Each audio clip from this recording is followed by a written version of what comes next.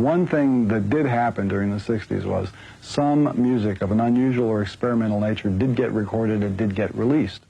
Now look at who the executives were in those companies at those times. Not hip young guys. These were cigar-chomping old guys who looked at the product that came and said, I don't know. Who knows what it is? Record it, stick it out. If it sells, all right. We were better off with those guys than we are now with the supposedly hip young executives who are making the decisions of what people should see and hear in the marketplace. Success in the music business begins with a dream, a vision.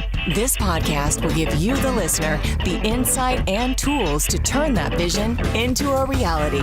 Meet the industry professionals who work day by day behind the scenes, helping to make those dreams come true. Welcome to the business side of music.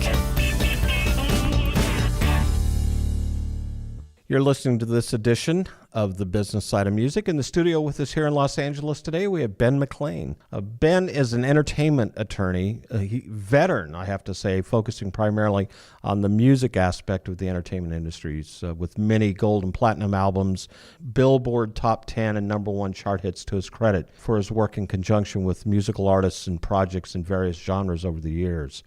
He's also been involved in artist management, talent scouting, promotions, and record label operations in the entertainment industry. Ben has been a music business instructor at Musicians Institute and Los Angeles College of Music, a speaker at numerous prestigious music conferences such as South by Southwest and NAMM, one of my favorite events to attend whenever I can, and is the author of hundreds of entertainment business articles that have been published in various books, magazines, and blogs. Ben is a graduate of Pepperdine Law School and lives and works with his wife and law partner, Venice Wong, here in Los Angeles. Ben, welcome to the show. Thanks for having me. One of the reasons we caught your attention is your publicist sent us your book that you had written, Music Business in 10 Easy Lessons, which is published by Artist Head Press. I got to tell you, reading the book, and it's a fairly quick read, I would say is mandatory for just about any aspiring musician or artist who wants to get into the business. Going through your different chapters, covering everything from copyrights and trademarks to management deals, royalties, and even talking about investors getting on board. I think it's a great thing to have. What gave you the idea to write this? Well, over the years, I get a lot of calls and emails, and I've had a lot of clients, mostly newer clients I noticed had the same issues they were dealing with when you're entering the business. And this is mostly representing musicians and bands and songwriters, producers, things like that. But a lot of the same questions and issues kept coming up over and over again. So after a while, I got pretty good at answering those. And I thought, well, it might be a good idea just to put it down in writing and just have it somewhere where people could have it all in one place. I know there's a lot of books out there, but this is really, it's very simple and easy to read, and I really tried to hone in on the things that I thought would be helpful to more entry-level people. You know, it's a jumping off point, obviously. A lot of these things can get a lot deeper, some of these issues. I think one of the things I noticed in reading it is a very simple approach to getting to some of these topics. So, copyright's a big thing. Whenever I talk to my clients and we get into making sure that music is protected, so many of them just follow that the poor man's copyright, where they mail something to themselves. That doesn't really work quite as well, does it? Well, I'm not saying you shouldn't or couldn't do that. Worst case scenario, you have that and you have a date stamp. If you mail it to yourself, you have a date stamp. So that's some kind of evidence. But I think the problem is if there was ever a legal dispute or a challenge, a judge would say, hey, somebody could have steamed open that letter and put some other contents in there, which is true. So that's why it's not a foolproof method. So if you have something that's really valuable and you think you're going to want to make money off it and commercially market it, not as a hobby, but really make money and want to protect it, you should actually register with the Copyright Office or do it if you're doing a trademark for a name or something. It's really not that expensive in the big picture, and it's worth doing. Let me ask you this. Does it make sense to copyright every song you write or just simply copyright the songs you record? I think it's more, well, listen, if you're a writer and you're pitching your songs to other people, maybe it's a demo, but you're still pitching it, and then it goes out there to the public. So I think if that's the case, you would want to register those. But if you're the artist themselves and you're doing your own material, you might want to wait till you have a better version, the one you're actually going to commercially release, and that's the one you should copyright. And sometimes it's easier because you could just copyright, say you do an album or an EP, a group of songs, just copyright that, and then all the entire project. Yeah, just then the songs are embodied on it, and you kind of kill two birds with one stone, so you don't have to worry about registering the songs individually and then the master recordings individually, which you could do, but really to me it's a lot easier just to lump them together and just do an EP or an album or a collection of works if you have multiple works, because then you can just do a one filing fee as opposed to individually. But if we were talking about like Jimmy Webb earlier, if you're a famous songwriter like Jimmy Webb and every song you do is probably hopefully going to be a hit, then and you probably can afford to do it, you'd want to register every song as an individual work. So it really just depends where you're at in your career. Either way, you're protected, though. I know I had one client of our co-producer get a hold of me a couple months ago. They had written a song a year or so previously, and then all of a sudden a major country artist came out with their new album, and there was, very simply put, a very similar rendition of their song. I asked them, I said, "You did copyright this?" And they said, "No, we didn't." So now the proof of ownership has to fall on them in order to gain anything. Yeah, it's hard because the thing when you actually have a registered copyright, it's proof. It's a presumption of proof that the other side has to overcome because you have the copyright. So the other side would have to say, no, my song's different than that. It's different, and my song came first. And you don't want to have a he said, she said situation. The other problem is if you didn't register your copyright, there's certain kind of damages and attorney's fees that can be awarded to you under the law, which if you didn't register it, you're not entitled to those. So that's another reason. That's one of the main reasons why you'd want to do it. But I've found that trademark disputes are very rare. If you're a famous writer or a famous artist, it happens more often. But just out of all, millions and millions of songs are written, maybe a tiny, tiny portion of them would ever have a dispute. So I'm not saying it isn't wise to copyright it, but, it's just like it's a case-by-case thing. It's just a lot of times people will tell me, hey, I'm not even going to send you my material to listen to unless you sign a non-disclosure agreement or something. Like, Come on, don't be so uptight about it. I mean, you have to let people hear your music. But if you've gone ahead and done a copyright registration or at least put like a little copyright symbol on something before you mail a hard copy or before you email something, in your email cover letter, you could just type out, hey, this is copyright 19 whatever or 2017 me, your name, just so you have some notice to the public that you're making a claim. A little bit of a paper trail. A little bit of a paper trail. But the other thing is just with copyright infringement. Just as far, it's a two-pronged test. You have to prove, number one, substantial similarity between your song and the song that you're saying ripped you off. It almost has to be an exact duplicate. And then you have to prove that the other side had access to your work prior to them putting theirs out. And sometimes if you're an unknown writer or you haven't submitted it to that artist, very hard to prove those things. So that's why those cases tend to get thrown out more times than not. Because every time somebody has a hit, Eminem, Jay-Z, whatever, I get a call. Somebody ripped me off. But I think it's just somebody just wanting to do a Hail Mary. Well, maybe I can make a bogus claim and get some money. It's really not that easy. Right. The other thing that you cover in that same section is trademarks. And I like this because you talk about bands like Van Halen or AC/DC or James Brown, whoever it is trademarking your name, trademarking your logo or your brand.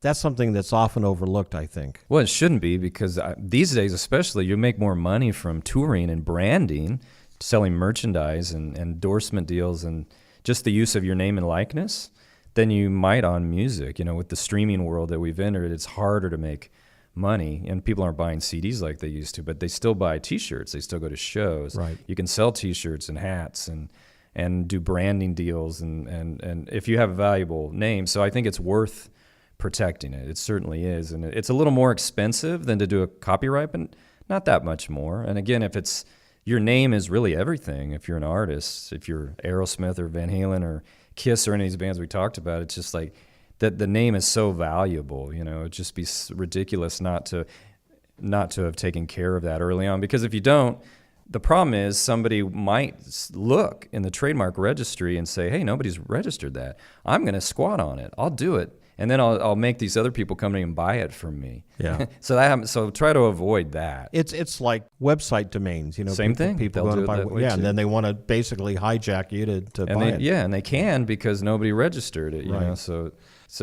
that happens, and it's better just to. So if you're a new act starting out, and you have an identifiable name, and hopefully you pick a name that's unique and isn't 5 other acts have it. You know, you can do a Google search and see. Try to come up with a unique name that isn't being utilized, and hopefully something that's easy to pronounce and view on a worldwide basis, because it's a global world now. That's why, a name like U2 is the perfect name. It's so easy. It's so easy to remember and read in any country and any language, and it's unique too. No band had it. So I don't know. It's just, but at the very beginning now, you would want to register the trademark, and you would also want to register the main domain names, the .com in particular, and the .net, because otherwise, somebody else is going to do it. If you become popular and you don't take care of that, Right, and then they can Shanghai whatever they. The same with the Facebook, the Twitter, the Instagram. It's most of these are free sites anyway. So what's do it? And the other thing I've noticed is with the trademark bands. Let's use Steppenwolf for example. John Kay was the original lead singer. Other band members may branch off. If the name is trademarked, when they go out, they cannot represent themselves, even though they're former members. If that trademark is owned by one member of the band, they can say maybe, formerly members of, but they can't represent themselves as the band, correct? That's exactly right. So I'm assuming John Kay owns the name Steppenwolf. He's still out touring. Right. Although it says John Kay in Steppenwolf for some reason, but maybe I don't know. But yeah, I haven't seen any other bands out there. But yeah, that's the one that just popped into my head. But I'm sure he's smart enough to have done it. But that isn't always the case. Sometimes, the original lead singer or guitarist or whatever didn't take care of that, and then some side member or even somebody that never was in the band found that the name was available, and they just took it and either squatted on it or tried to use it, and then it becomes confusing to the public sometimes, because the public thinks they're going to see John Kay, but they're seeing somebody else, and then they get all upset, including at John Kay, because they think he had something to do with it. So, and by the way, the Little River Band went through this, where the original band broke up, and then they didn't perform for a while. And then one of the guys that had played in a later version of the band, bass or something, he picked up the name and registered it because it was available. The original band never had a partnership agreement owned it. And they thought they were done, because they hated each other, broke up. Well, then after a while, and then this guy went out and started touring again as the Little River Band, which he could because he registered the name and he had been in the band at one point, legitimately. He just wasn't the singer. And then the original guys, the original singer and the original players wanted to get back together and they couldn't. He blocked him because they were very upset, and they tried suing and trying all the channels. But, he in the end won, and he still has it because those guys were too dumb to have taken care of that early on. He was the smartest one of the bunch there. I guess. Yeah, or at least.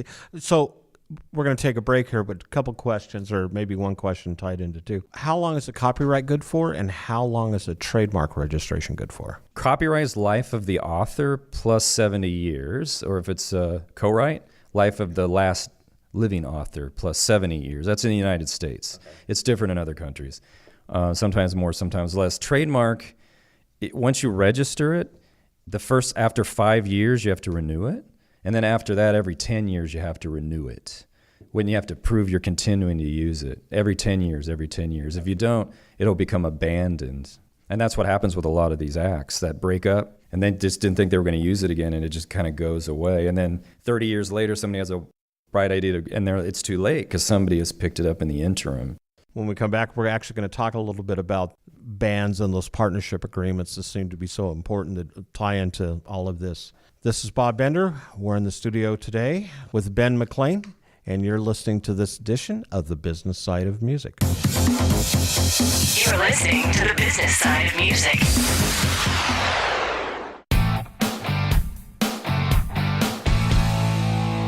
Hi, this is Vinny Rebus, the founder of Indie Connect.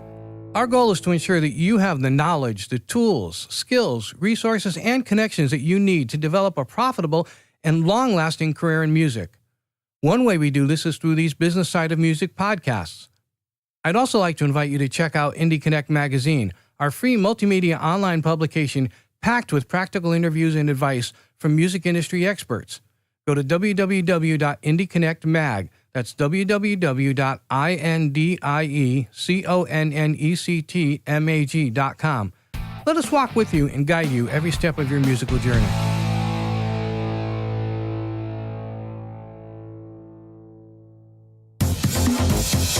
You're listening to the business side of music. This is Bob Bender. We're in the studio today here in Los Angeles with attorney Ben McClane, going over his book that he has written called The Music Business in 10 Easy Lessons. It's published by Artist Head Press, and we'll talk about it towards the end on how you can get a copy of it.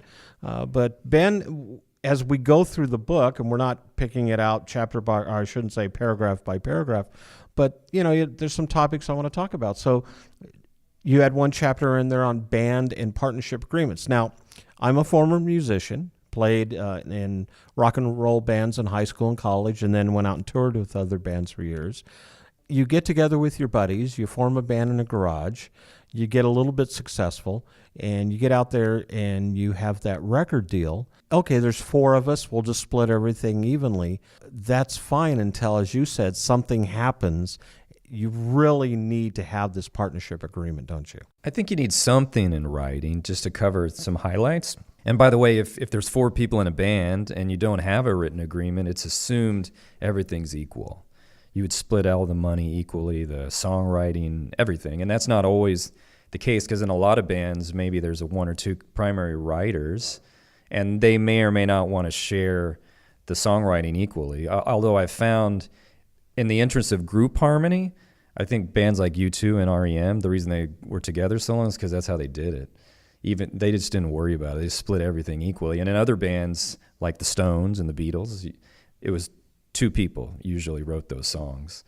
And the other guys did fine because those bands are so famous. But what you don't want to happen is some the bass player lives in North Hollywood in a crappy apartment, and then the lead singer's living in the Hollywood Hills. It causes dissension in the ranks. So sometimes you try to find some way to deal with that, where maybe if this person's not a writer, they at least get a percentage of the income because they're out there touring and making the song valuable. So those are the kind of things you want to deal with in a partnership agreement, just so there's no misunderstandings, everybody feels happy and motivated to keep the band going. But the name is the most important thing, which we talked about earlier, the trademark, because ultimately, and eventually somebody's going to quit, get fired, die, or the band's going to break up. Then What happens with the name? Yeah. So you need to deal with who owns it, who controls it, what happens if the band breaks up, or who can continue to use it if the band breaks up, or how many people in the band have to continue, the original members, but to maintain it. And these are all issues. It's really not that complicated to deal with, but it could be done in 1 or 2 pages. But that, and also how do you vote on issues? Because there's band decisions all the time. Do we sign this agreement? Do we go on that tour?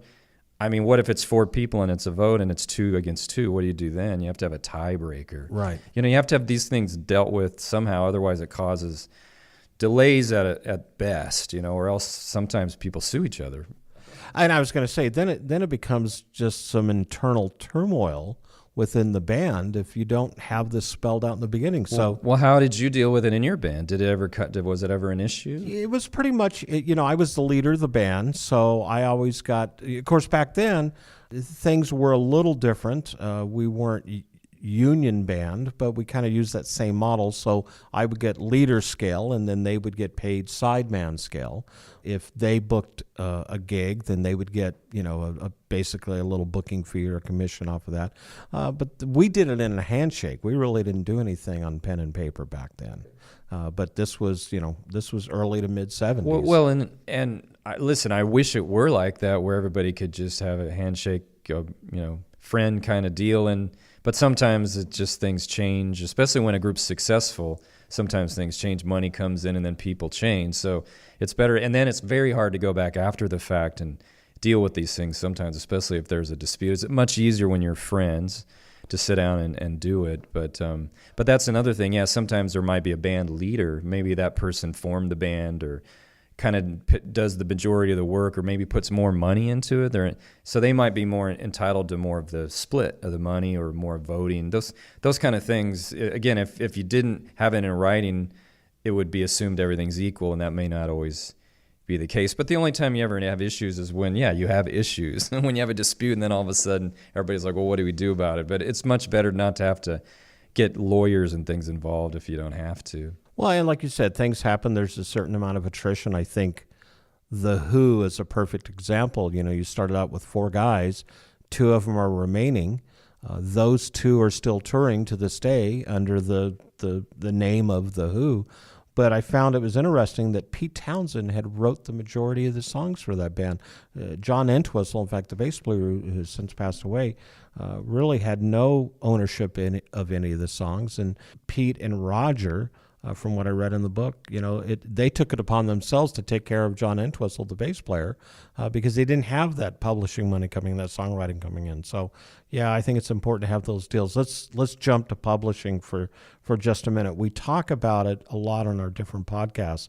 Publishing can, in my mind, can be one of the most convoluted or complicated deals for songwriters. Doesn't necessarily need to be, though, does it? Well, I'm not sure what's complicated about it, but there's a couple different kinds of publishing deals. Originally, like in the old days, the 50s, 60s, early 70s, if a writer signed with a publisher, they did what's called a 100% publishing deal. And this is more like, think about somebody was sitting down in a cubicle and writing a song for Frank Sinatra. They were just writing the song. They weren't the artist. They were the songwriter. Frank Sinatra was the performer. He didn't write. He needed the song. So the publisher was the middle person, and their job was to hire the writer, give them a piano, place to write, and they pay him a monthly stipend, whatever it is, and then the publishing, they'd split the song, the money 50-50 with the artist. The artist would always get the writer's share, which is half of every dollar, and the publisher would get what's called the publisher's share, which is the other half of the dollar. But the publisher's share represents the whole song. So the ownership of the copyright, if you do a 100% publishing deal, you're basically making your publisher the owner of the copyright. And so they administer it, they collect everything, but then they give you half the money. Mm-hmm. They keep the publisher side, and you get the other side, 50-50 split of income.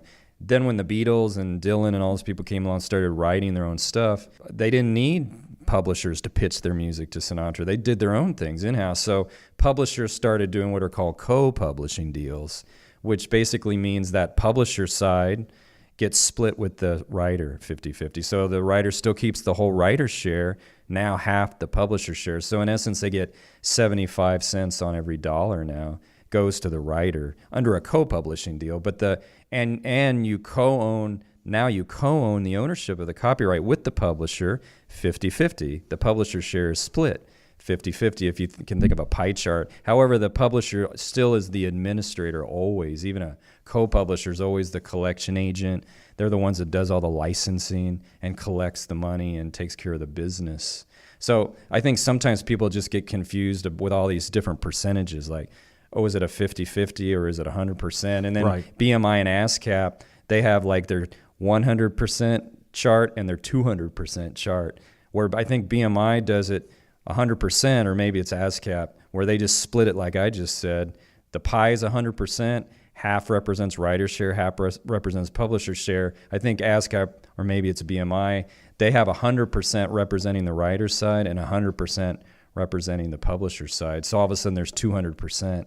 So it confuses people. That's where it gets convoluted. I think so. Yeah. I think so. Yeah. But if we do the 200%, that just means one of those pies is the writer's share, which you're going to get 100% of. So that's that. And then you're splitting that other. If you're doing a co-publishing, you're splitting that other 100% 50-50. So you still end up with 75 pennies on every dollar. Either way you slice it. Sometimes it's explained to them differently, When it comes to publishing, best to find one house to represent you, or does it make sense to find several different people out there if they're pitching your music? Well, I think that's case by case. If you have a company that's really good at pitching and has a great reputation at that, and they really believe in your music. I like these boutique situations where it's a smaller publisher and maybe they'll focus more on you. If you sign with Universal or Sony or Warner's, hey, it's great. You'll probably get a big advance, and they're a worldwide company, but they have millions of copyrights and thousands of writers, some, either old or dead, alive, dead. But it's just too much. Unless you're like a hot writer with a lot of current hits, you're just not at the top of the stack as a priority. So, if you sign a deal with Universal Music Publishing, it's going to be a worldwide deal. Mm-hmm. They're a worldwide company. You'll be exclusive to them. They'll be your publisher worldwide. You can't go do a deal in the U.S. and one in Europe. Unlike, if you sign with a small publisher in the U.S., maybe you could do a separate publishing deal in Asia and South America or something. And there's reasons for doing that. However, just for ease, to me, it's better to be with one company, because otherwise it's just very confusing. You just want to make sure it's a company that's really going to focus on you and make you a priority. So it just depends. It's situational, really, We're going to take a break. When we come back, I want to chat a little bit about where the manager comes into play, because what you've just explained can very easily get complicated if you let it. So, or if you allow it. And let's face it, most musicians, not all, but most musicians out there are very creative, but they're not business-minded. They don't have a business side to them. And we are in an ever-changing, ever-evolving industry. We'll talk a little bit about that when we come back. This is Bob Bender. We're in the studio with Ben McClane, and you're listening to this edition of The Business Side of Music. You're listening to The Business Side of Music. Next up, the Indie Artist Spotlight, brought to you by Reverb Nation.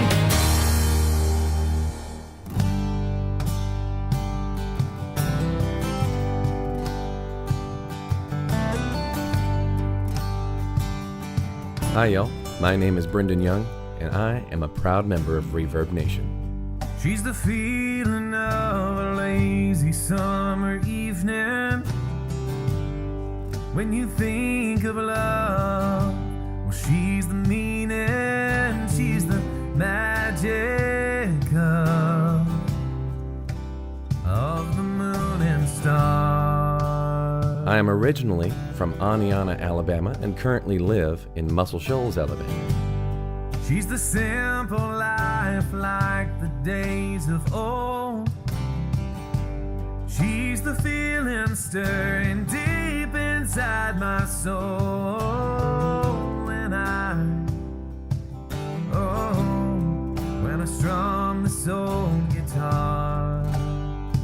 Growing up, my musical influences as far as genres go were things like folk and bluegrass and old Southern gospel hymns. As far as artists go, people like George Strait and Josh Turner are great influences on my style and the way that I sing and the way that I write. Her kind of love is the kind you'll never forget. She's the kind of woman that you pray one day you'll find. Oh, you pray one day you'll find.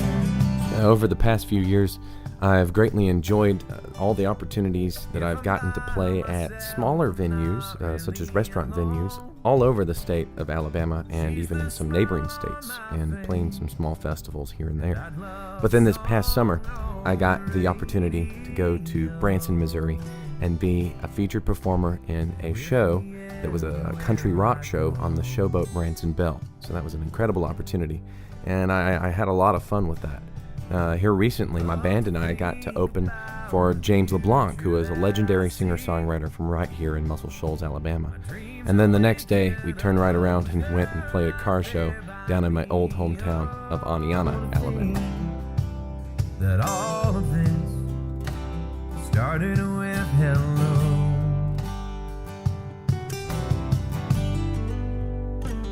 I'm currently working on a CD project here in Muscle Shoals, Alabama. And I would love to share with you my brand new studio release of one of my original songs called Without You.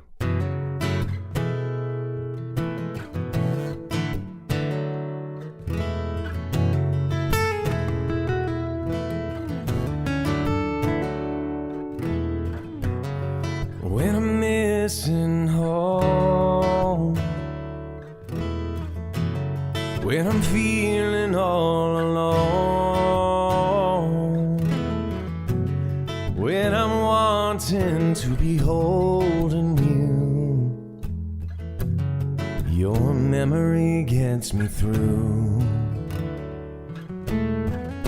I could never love another more. You're everything that I've been searching for. I could go my whole life and never find a love so true. Every time I think about you, my heart skips a beat, and I get to wishing that you were lying here with me. I wanna roll over and kiss you until the morning light. Don't think I'll last the night lying here without you. Every night I go to bed hoping that I dream of you, and every day I fall again and our love is made brand new. I can't stand being so far away, so far apart. My love, you have my future, my everything, my heart. Every time I think about you, my heart skips a beat, and I get to wishing that you were lying here with me. I wanna roll over and kiss you until the morning light. Don't think I'll last the night lying here without you.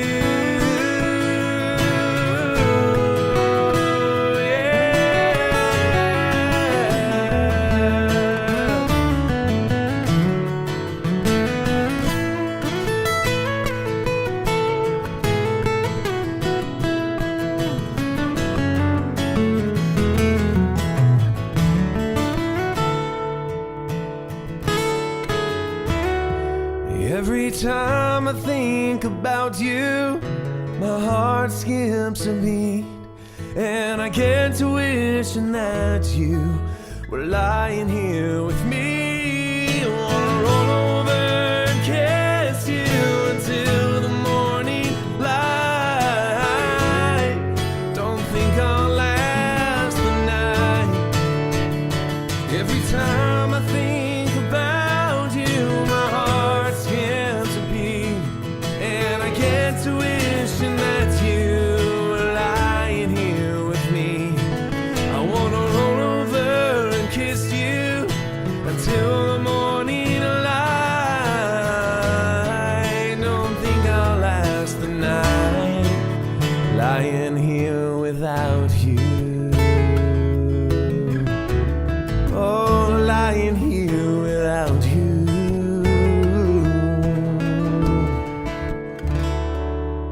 Once again, my name is Brendan Young, and I'm a proud member of Reverb Nation. You're listening to the business side of music. This is Bob Bender. You're listening to this edition of the business side of music. In the studio here in Los Angeles today, Ben McClane. We're talking about his book. I think, getting a wealth of information. During the break, you did mention something that's vitally important, because we're going to talk about managers. But I think when it comes to record deals or publishing deals or anything of that nature where there's a contract, you should have an attorney. At least look at it. And because of this business, it really should be an entertainment lawyer, right? Oh yeah, it's just like I'm an entertainment lawyer. I focus on music primarily, but we do some film, TV, and some other related things, fashion. But it's a specialized area, and we've spent 25 plus years becoming an expert in that. So I don't deal with bankruptcy law, divorce law, because even though I'm a lawyer and I technically could, I don't really know that much about it. I'm not an expert in it. So I think you always want to go to an expert in the field, whatever it is. If it's a bankruptcy, criminal, whatever, go to one of them. And if it's entertainment, go to somebody like me, hopefully. Well, and I want to sidebar for a minute, if I may use that term. What got you, what What was your interest to become an entertainment lawyer? Well, it really originally was supposed to be a manager. I wanted to be a manager because I grew up in Kansas, so I didn't really have any friends or family in the business. I didn't have any connections, and there isn't real. I mean, obviously there's radio stations and bars and things in Kansas, but there's no music business, no scene like that.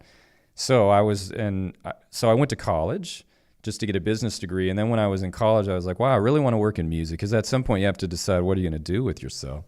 And I wasn't really a musician, or not a very good one. So I thought, well, I can work on the business side of things. And you could be a manager, an accountant, lawyer, agent, all this. So I was thinking, well, I want to be a manager. And I noticed some managers actually had been lawyers or still lawyers. And that's true even to today. Some lawyers become managers and vice versa. But anyway, so I thought, well, I don't really know how to be a manager. I'll go to law school and get a degree, but I'll become a manager, and then I'll have the law degree to fall back on. Not really thinking I was ever going to practice law, because I really wanted to be a manager. And I worked in management for a while. I worked for a guy named Tim Neese, who was managing Ricky Lee Jones and the Posies and Bruce Hornsby at the time. So, and that was cool. I was learning a lot, and I was trying to bring in some young acts myself. But in those days, I didn't really realize the level an act has to be at to really make it. Right. Because, when you're young, you just think, oh, I just saw a band at the Whiskey, they're great, and they're going to be superstars. But then there's a lot of factors involved in that, and I learned really quick. And then I was doing things on the side, and I just wasn't making any money at it. But I learned a lot as a manager, because when you're a manager, you do everything.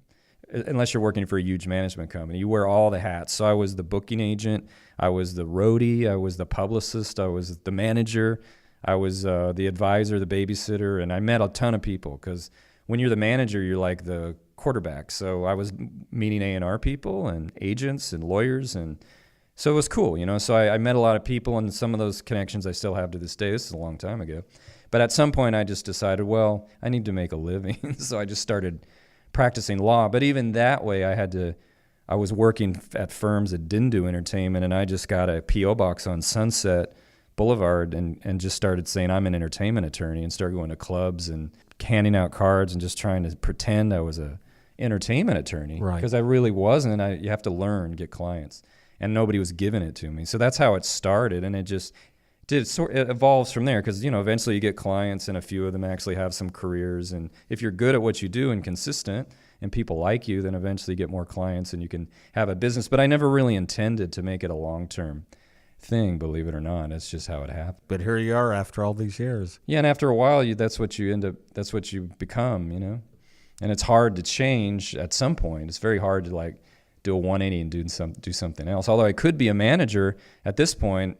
I've worked with so many great managers, and I've seen what they can do. But I really think, you need to be part of a management company these days. It's hard for one manager, I think, to do it all. And I think with managers, one of the things we used to say to artists that would come into the record label, well, I need to find a manager. And we would always say to them, you need to have something to manage in order to have a manager. You need to go out and find an attorney first, and then maybe find an accountant.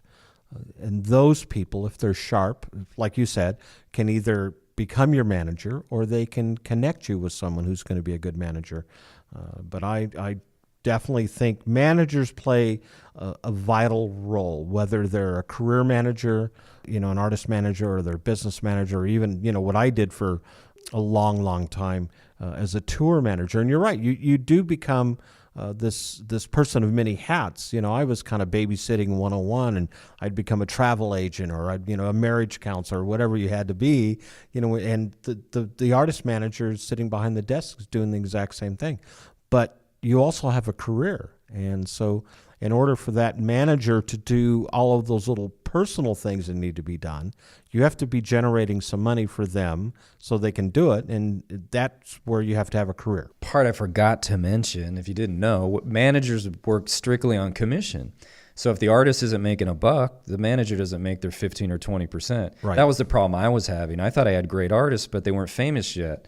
They weren't making any money, so I wasn't making any money either. At least as a lawyer, you can charge for your fees. You can do something on spec or a percentage if you want, but most people work for fees. Yeah. Hourly, percentage, retainer, or whatever. There's a lot of different ways lawyers get paid, but at least it was a way for me to actually survive. And I think that's something too, is, the money you spend for a good entertainment lawyer is worth its weight in gold. But a good manager who's working off a commission, if they truly believe in you and you have something, they're going to go out and hustle and find you that deal, whatever that deal is, whether it's a record deal or it's a tour or film, television, music placement. They're going to do their part to make money for you too, but it's not going to come down to just, like you said, playing in the Whiskey or the Troubadour or wherever.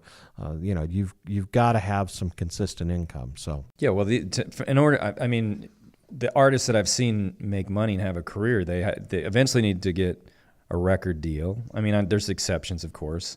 And then they need to go out on tours, consistently tour. And then they build up a fan base. So these days, the internet can help with that. It used to be they didn't have that. It was just one-on-one with fans and selling merchandise. And this leads to other opportunities, film and TV placements, and maybe a publisher comes. And then you have a whole team of people pushing you. It's like a puzzle. It all comes together at some point. But you can't do it just by being a hobbyist in your backyard and playing the local bar every couple months. Right. Yeah, it doesn't make sense. And of course, you talk about royalties and record deals. That's a deep pool that could be an entirely different episode. One of the things I do want to cover is you talk about investors. And I know that I've worked with some artists in the past that didn't have the financial resources. We thought they were good enough to go into the studio and do something and maybe pitch. So we would suggest to them to go out and find investors. Now, they'll always, in fact, I just got a text from a songwriter the other day back in Virginia who said, hey, I've got this great song, but I need some money to get into the studio. Do you know anybody? Is that something that's viable? Are there investors out there that want to get behind these artists? Well, my experience with investors is somebody usually is either a friend or family member of the artist. Right. Or a fan of the artist, and they come to the artist and offer it. Maybe the artist begs for it, and that's how it happens. But it's never been me finding an investor. Like, I don't really know of a pool of investors that are out there investing in bands and artists.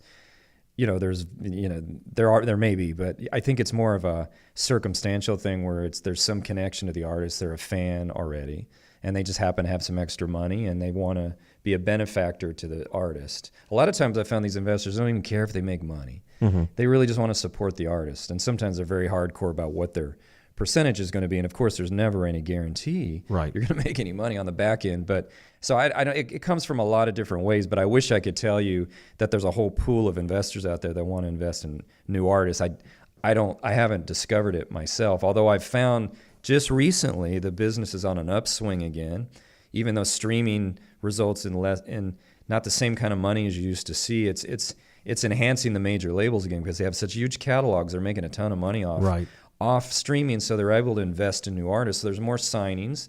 There's a lot of new blood in the business now.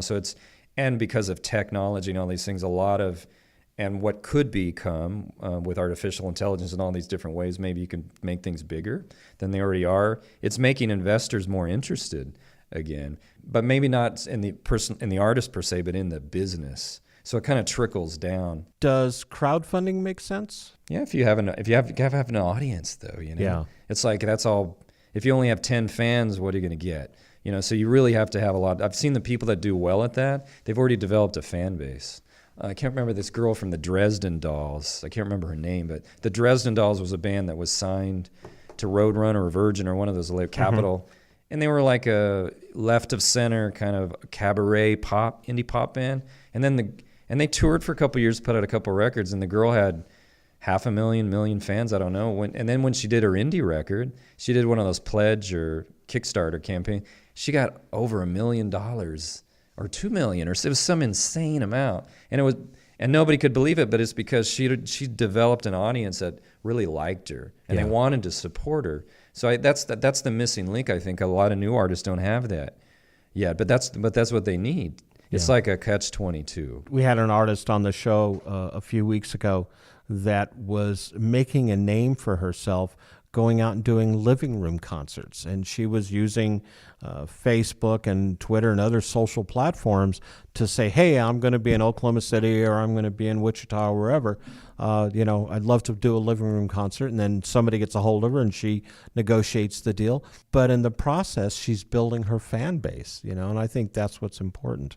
Well, and I like those house concert things. Although if you're playing in somebody's house, maybe you could only fit 25, 50 people in there. So it's a slower build, but it's a good way. Because what I found is those end up becoming real fans. Because when you're doing the house concert, you get to meet every one of them face to face, and you make that kind of it becomes more of an connection. intimate setting. Yeah. And then those people tend to want to buy and support the artist's current and future projects. And then, of course, with the internet, they can tell their friends, and it could become viral in a sense. But it just takes longer to develop an audience that way. But the other good thing about house concerts, you get to keep the money. Maybe it's $1,000 plus whatever tips people want to give you. Mm-hmm. If you play the whiskey, you're lucky if you get paid anything. You might have to you're pay usually them. paying, yeah. You might have to pay them. So I like it. I'm surprised more people don't do it. However, it's a sound issue too, because it's more of an acoustic setting. If you're like a heavy metal band, you can't do it. You're better off if you're a solo artist or you're a duo or something like that.